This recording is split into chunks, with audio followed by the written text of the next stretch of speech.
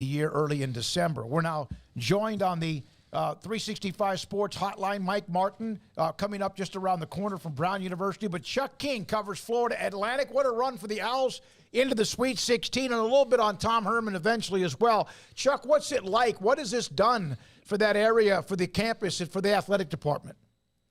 It's kind of woke everybody up, really. FAU basketball never really had a big following.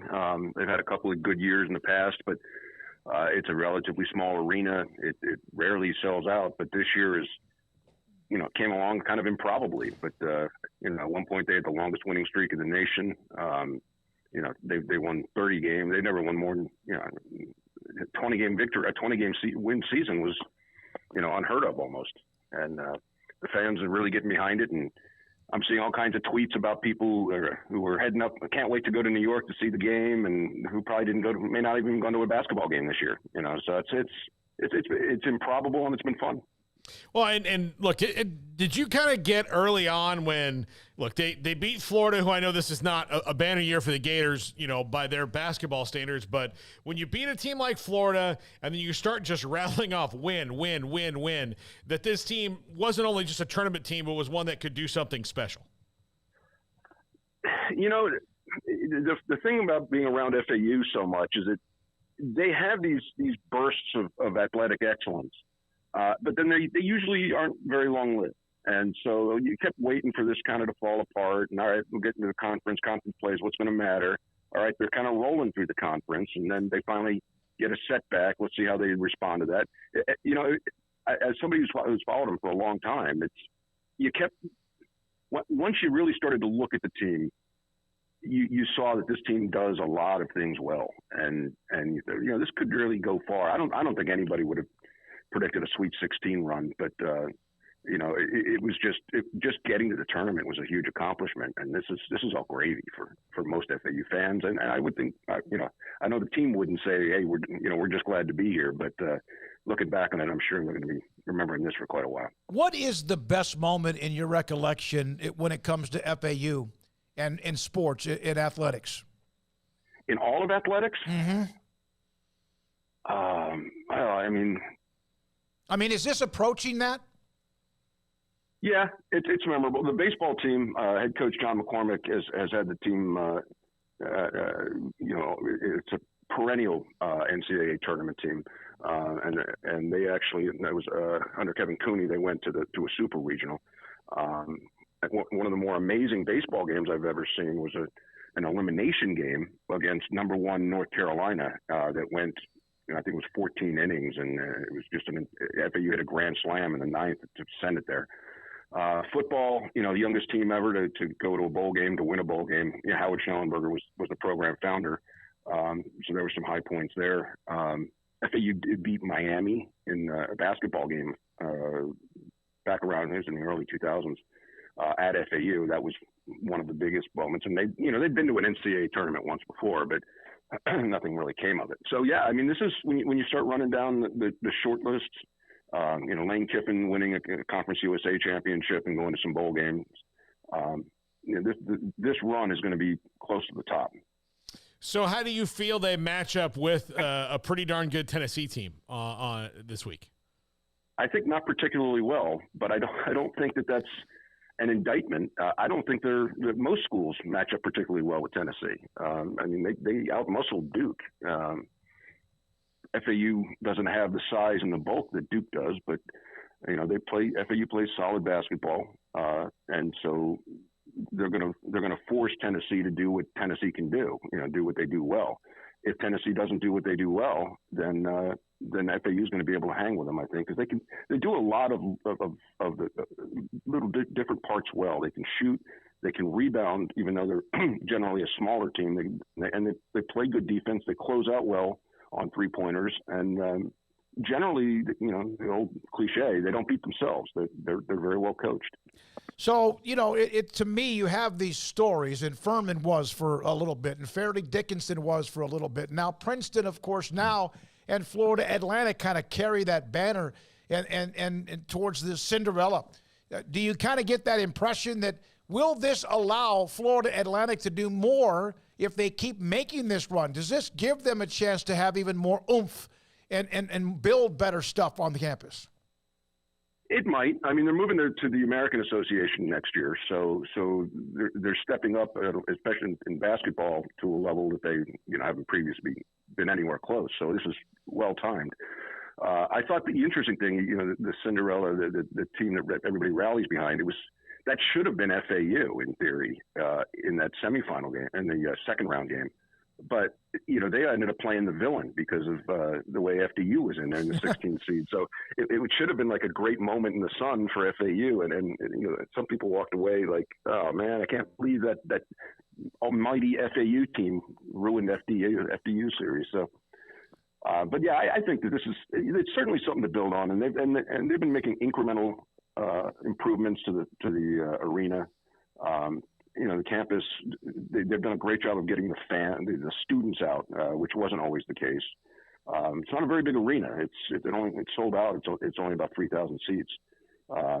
So it should be a lot easier to fill than it's proven to be. But winning begets fans, especially in South Florida. South Florida loves a winner. I grew up in Fort Myers. It's definitely very true, Chuck, and how fans kind of flock. How much does, this is just me out of curiosity, being a native, the surrounding area and the local city in Boca kind of take to them? Well, for the longest time, FAU was looked at as a commuter school. It's only recently, last couple decades, that there's really put an emphasis on bringing new dorms to campus and the community involvement. It's certainly, Boca Raton is not a college town. And one of the write-ups this year, early in the basketball season, referred to FAU as being in Del Boca Vista, a Seinfeld thing, which is why you'll notice that there's a cardboard cutout of Kramer in a lot of the shots that people were bringing to the games. So a little Seinfeld reference there. But as the city gets bigger, a city gets younger. It used to be purely a retirement area, and so now the city is coming around to the things that I think the school has to offer. And I think it'd be nice to see it follow through into football and see it's only a 30,000 seat football stadium that has never sold out. So there's plenty of room to grow still. Can you try to explain for anyone who's never been to Boca Raton how beautiful, and what you said, the campus 3 miles from the ocean? Yeah, the football stadium on the sideline it's Howard Schnellenberger Field, has a sign that reads 1.8 miles to the beach, pointing east. I was glad that you called, because I was sitting on my front patio with my neighbors. And I'm wearing jeans and a T-shirt, and I needed to go get these jeans off because it was too hot sitting out there in the sun. So you brought me back inside where my windows are open, and there's a nice breeze. So I appreciate you guys calling me. Well, I'm glad to have you as well. Chuck, is Tom Herman going to be able to fill that football stadium? I don't know that Tom Herman has anything to do with it, to be honest with you. I mean, Lane Kiffin didn't. Lane Kiffin won championships. Back-to-back bowl game. And it didn't fill. In order for quote unquote Tom Herman to fill it, I would think that he'd have to be here an awfully long time, winning for an awfully long time. And while I don't doubt that he can do that, I also don't doubt that if he's winning in his first couple of years, that he'll find another job, which is what happens at this level. That's nothing against any coach. So I think that it's going to take more than just a couple of years of sustained victories. And, I don't see why he can't do that, but I just think if he does, he won't be here that long. Were you surprised when he was the one whose name came up? They've had some big names. You mentioned Kiffin and Schnellenberger obviously started the program. Were you surprised when his name popped up? Not particularly. I mean, when they landed Kiffin, I think that threw everybody nationally into like, oh well, they're really out there playing the game now. They're at least making the effort. Brian White, the athletic director, isn't the one who hired Kiffin, but he did bring in Willie Taggart, which is another name, and he's the one who was just replaced. So it was I would think, a crucial hire in the career of Brian White, because this is, Taggart didn't actually work out that well. So you get a guy with the pedigree of Herman in here. I mean, it's not hard to recruit to Florida. It's hard to recruit within Florida because there's so much competition. But I remember, and this goes back to basketball, Mike Jarvis, when he was the basketball coach, used to say that, you get anybody down here from, Detroit area, New York, Jersey, DC, you get those guys on campus, they're coming to the school because it's just that beautiful down here. So I don't see any reason why Herman, can't have him have some success down here. All right. Have you, I mean, he's only been there a little while, but have you heard stories about how he can kind of be sometimes? No, I haven't really been around the football area so much.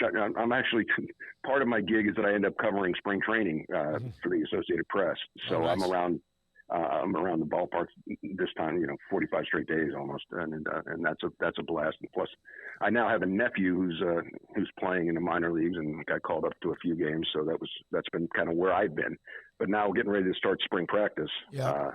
I think it's going to be a quick an immersion therapy there. Yeah, you have a tough life, Chuck. You really do. I mean, you live in Boca Raton. You're covering FAU. They're making this run to the Sweet 16. You've got all this beauty and views and all that, and then you're covering baseball spring training. How much? I mean, how do you survive every day? Well, I drink a lot. I find that to be helpful. Yeah, no, that can kind of help overcome the tension of living in Boca Raton. Yeah. Yeah, I mean, it's you got to put yourself out there sometimes. Chuck, one more thing on the stadium. They've had some opponents come in to that stadium. Is it the opponent?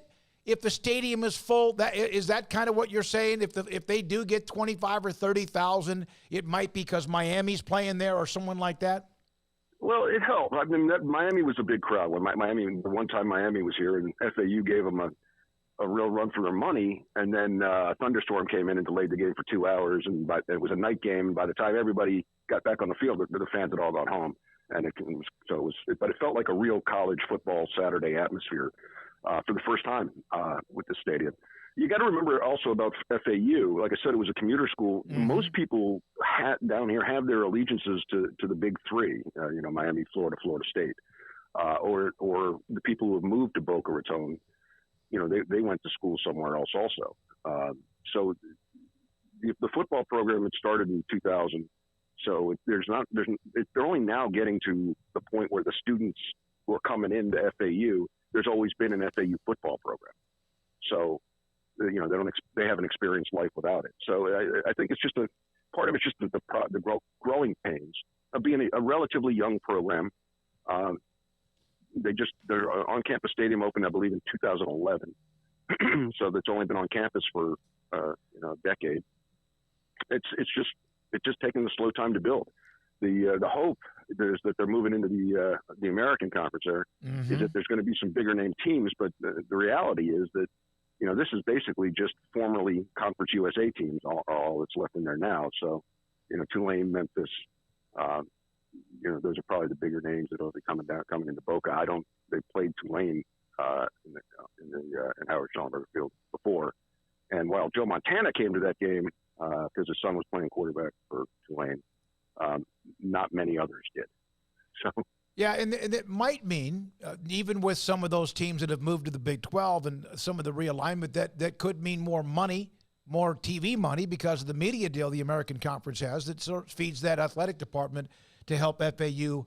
It's interesting because you have Florida State, Florida, and you have Miami. And even Miami, for the most part, and Florida State aren't like 100-year traditions. They were all rejuvenated, Paul, in the 70s? Yeah, 80s, yeah. But you have UCF and the growth that they've shown, a monstrous school with really have come a long way. USF trying to build something what they can do in Tampa. Then you have FAU. There's a lot of this, like all of the schools, or a lot of them, are very young if you really look at the history of college athletics. And Florida's a budgeting, just so much talent in that state. I think it's great that some people now have other opportunities to go play sports. In 1993, I was finishing up my master's, and my mother called me to tell me that my little brother had decided where he was going to school to play baseball. And I said, where? And she said, Central Florida. And I said, where's that? It's now the second largest school in the nation, I believe, student undergrad population. It's in Orlando. I'm sure many people listening don't know, and it's just exploded. It's a really kind of neat school with what that thing's done. So You're right. I mean, South Florida's facilities are amazing. FAU, if these TV deals hold out, we know that's that climate is changing. As far as TV money, but FAU is continuing to grow, and they're committed to putting better facilities. They just opened the Schmidt Center, a football facility, basically. So, there's an opportunity here. And again, no shortage of players down here. Mm-hmm. So, well, Paul knows about it as well, what Florida brings to the table. Thanks for your time, Chuck. Appreciate it. Somehow figure out how you cover spring training and live where you do. Yeah. We appreciate the access from Chuck King, owlaccess.com on Florida Atlantic men's basketball team that's into the Sweet 16, and Tom Herman, the head football coach in Boca Raton. Yeah,